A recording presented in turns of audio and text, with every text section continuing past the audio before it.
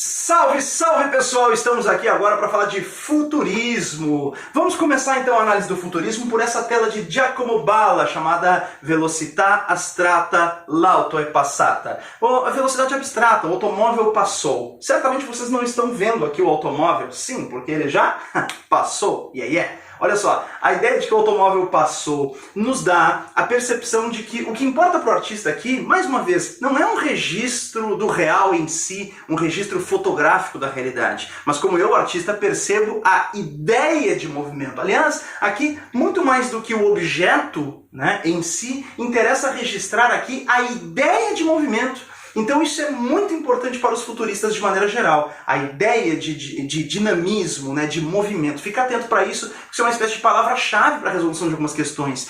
Dinâmica, movimento, tá? E outras coisas que podem estar relacionadas à ideia de modernidade. Fábricas, automóveis, como o título da tela aqui sugeriria, o automóvel passou. Fábricas, automóveis, engrenagens, máquinas. Tudo isso nos remete, então, ao que nós chamamos de futurismo, tá certo? Aí alguns de vocês podem me perguntar, professor, mas não parece algo cubista essa imagem? Olha só, a gente pode observar que a técnica empregada aqui, ela se assemelha mesmo àquilo que a gente viu com os cubistas. A geometrização da figura é empregada aqui, inclusive, para registrar, de maneira estilizada, o deslocamento de ar aqui, e o rastro deixado pelo automóvel que passou. Então, a gente tem a incorporação, por exemplo, de técnicas cubistas nessa tela, sem sombra de dúvida. Então, professor, como é que eu faço para diferenciar o cubismo e o futurismo? A gente vai fazer uma questão logo em seguida para a gente poder definir melhor como fazer essa distinção. Mas eu já adianto a vocês que a grande diferença não está do ponto de vista técnico, porque às vezes o futurismo pode usar técnicas cubistas.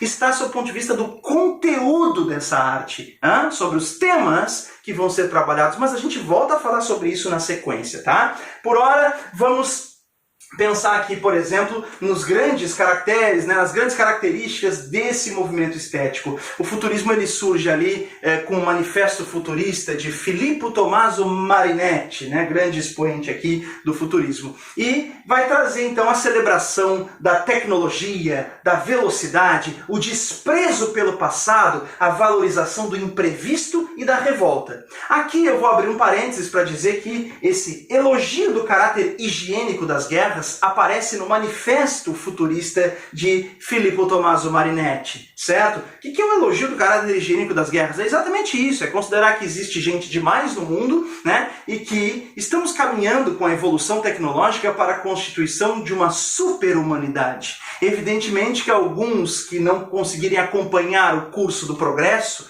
ficarão para trás. Então as guerras são necessárias para eliminar o excesso de gente, e aquela massa, digamos, que seria incapaz de acompanhar o progresso ou de se beneficiar dessa superioridade tecnológica que os novos tempos vão trazendo. Então a guerra eliminaria os excessos, os rejeitos, aquilo que, enfim, não presta. Opa, só um pouquinho, tudo aquilo que não presta? Pois é, vocês observem então que a gente tem uma matriz fascista no pensamento de Filippo Tommaso Marinetti. É exatamente isso. Eu não estou dizendo que o futurismo é fascista, não é isso, porque o futurismo é um movimento que ganha vida própria para além desse seu precursor Filippo Tommaso Marinetti, tá certo? Mas eu posso dizer, que dentro do futurismo italiano existe a identificação de artistas fundamentais desse movimento com o fascismo. O Filippo Tommaso Marinetti foi sim profundamente identificado com o fascismo de Mussolini, tá certo? Então é importante a gente saber separar um pouco,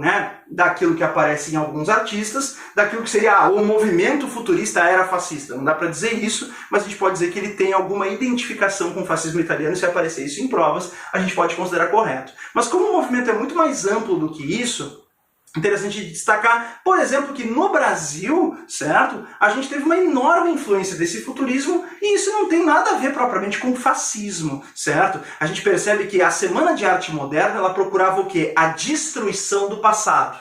Destruir, por exemplo, aquilo que eram, inclusive os conservadorismos do parnasianismo, certo? Daquela arte acadêmica, daquele bom gosto burguês e tal. Então o que acontece? aquele bom gosto aristocrático, melhor dizendo, né? Então o que acontece é que a Semana de Arte Moderna procurou chocar, escandalizar, né? E destruir tudo aquilo que era tradição para trazer o novo. Então esse é o grande aspecto do futurismo, tá legal? O desprezo pelo passado. O futurismo é essencialmente antipassadista, tá bem? Mas, enfim, a gente vai observar que, no caso aqui dessa tela da Tarsila, a gente não vai enxergar uma técnica futurista, mas, mais uma vez, de acordo com o que nós já falamos, um conteúdo que remete ao futurismo aqui, Operários, é uma obra que registra, né, o quê? A vida das grandes cidades. Aqui a gente tem essa multidão de trabalhadores, aqui a gente tem as chaminés das fábricas. Evidentemente, a perspectiva da Tarsila,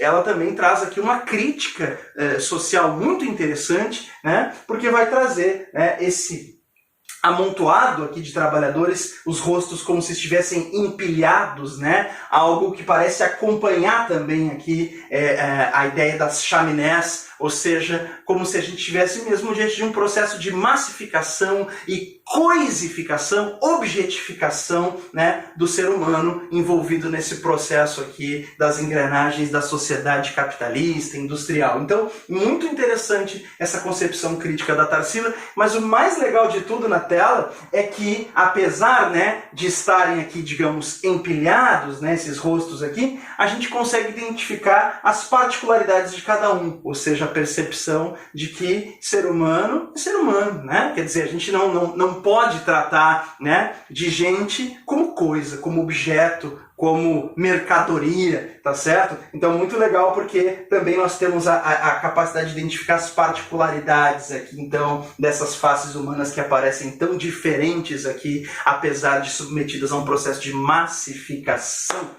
Beleza? Bom, pessoal, então a gente pode seguir agora, né, para uma questão que vai colocar em prática aquilo que nós já falamos algumas vezes aqui nessa nossa aula sobre a distinção entre futurismo e cubismo. Olha, aqui a gente tem uma questão do Enem de 2016, texto 1, certo? É um texto não verbal, trata-se de uma obra de Dino Severini, e aqui eu chamo a atenção de vocês para o fato de que é sempre importante a gente saber, por exemplo, qual é o nome da tela, prestar atenção nas letrinhas miúdas que aparecem lá na prova do Enem, por exemplo, porque ali pode ter uma informação importante nessa fonte aqui. Aqui diz, a hieroglífica dinâmica do Baltabarim.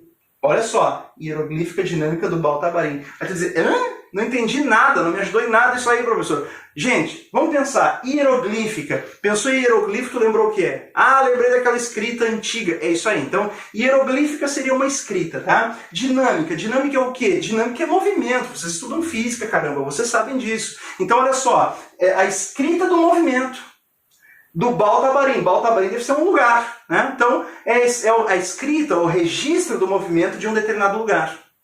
Para mim já está claro, tá? Quando a gente está falando de dinâmica, está falando de movimento, a gente está diante de uma vanguarda que a gente acabou de falar, que é o futurismo, gente. Tá? Eu já adiantei a resposta da questão aqui, mas de qualquer maneira, olha só, eu sei que está difícil aqui de vocês visualizarem, mas na prova é pior ainda, tá legal? Na prova é miudinho e ainda por cima é em escala de cinza, não tem nem as cores. Tá? Mas se a gente for, né, fazer um trabalho aqui de vislumbrar o que está colocado aqui, a gente tem geometrizações da figura. Eu vou adiantar para vocês, claro que um pouco de conhecimento de mundo sempre ajuda na prova do Enem, vocês não têm a obrigação de conhecer tudo, né? Mas quando a gente tem um pouco mais de conhecimento de mundo e mais de bagagem cultural, a gente consegue fazer melhor a prova. Então, sempre bacana a gente investir nessa nossa bagagem cultural, estudar bastante arte, estudar bastante literatura, não é? Olha só, gente, aqui, Baltabarim seria um cabaré. Certo? É isso mesmo. Então, é um cabaré da Belle Époque. Quando a gente fala, então, de hieroglífica dinâmica do Baltabarim, é o registro, né, do movimento dentro do cabaré, desse famoso cabaré. Aqui a gente tem algumas palavras até que aparecem escritas aqui, valse, né? Ou seja, valsa, né? O que mais que a gente pode identificar aqui, né? Tem em algum outro canto da tela, agora não me lembro, tem polka também, tá? Mas eu acho que aqui também isso se dilui dentro, né, das imagens e das cores que estão colocadas aqui. Mas é evidente o trabalho de geometrização da figura. A gente vai encontrar também dançarinas ao fundo na tela, vai encontrar um garçom, por exemplo, um cavaleiro de monóculo. Tem uma série de imagens que remetem aqui ao que seria a dinâmica, né, de uma casa noturna, né, com suas bailarinas, com seus atendentes, com seus frequentadores e algumas palavras que ilustram também o que é, né, o cotidiano ali, beleza? Bom, mas olha só, texto 2. A existência dos homens criadores modernos é muito mais condensada e mais complicada do que das pessoas dos séculos precedentes. A coisa representada por imagem fica menos fixa, o objeto em si mesmo se expõe menos do que antes. Uma paisagem rasgada por um automóvel. Lembra que eu te falei de repertório, de bagagem cultural? Aqui não temos, né, uma referência explícita à tela, mas é uma referência implícita a um quadro que, né, a gente já conhece. A gente viu no início da nossa aula agora, né? Uma paisagem rasgada por um automóvel, uma referência implícita e indireta àquela tela do Giacomo Balla chamada velocidade abstrata, né? O automóvel passou. Mas enfim, olha só. A coisa representada por imagem fica menos fixa, o objeto em si mesmo se expõe menos do que antes. Uma paisagem rasgada por um automóvel ou por um trem perde em valor descritivo, mas ganha em valor sintético. O homem moderno registra 100 vezes mais impressões que o artista do século XVIII. Certo? Então, a vanguarda europeia evidenciada pela obra e pelo texto expressa os ideais e a estética do... Então, olha só, né? O comando da questão está dizendo que a gente teria que pensar na vanguarda europeia que estaria evidenciada pela obra de arte que a gente viu antes e pelo texto.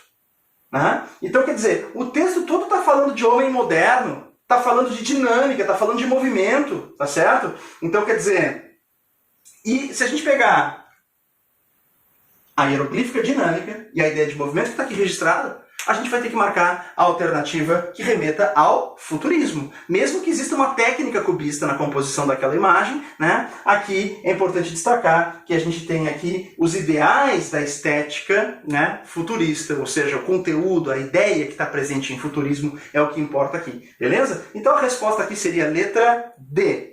Futurismo, que propunha uma nova estética baseada nos valores da vida moderna, e isso está muito colocado aqui nesse texto e também é reforçado pela ideia de movimento na obra de arte que nós já usamos para ilustrar essa aula, beleza? Então, gente, nós ficamos por aqui com o nosso famoso futurismo, mas voltaremos ainda com mais vanguardas europeias. Valeu!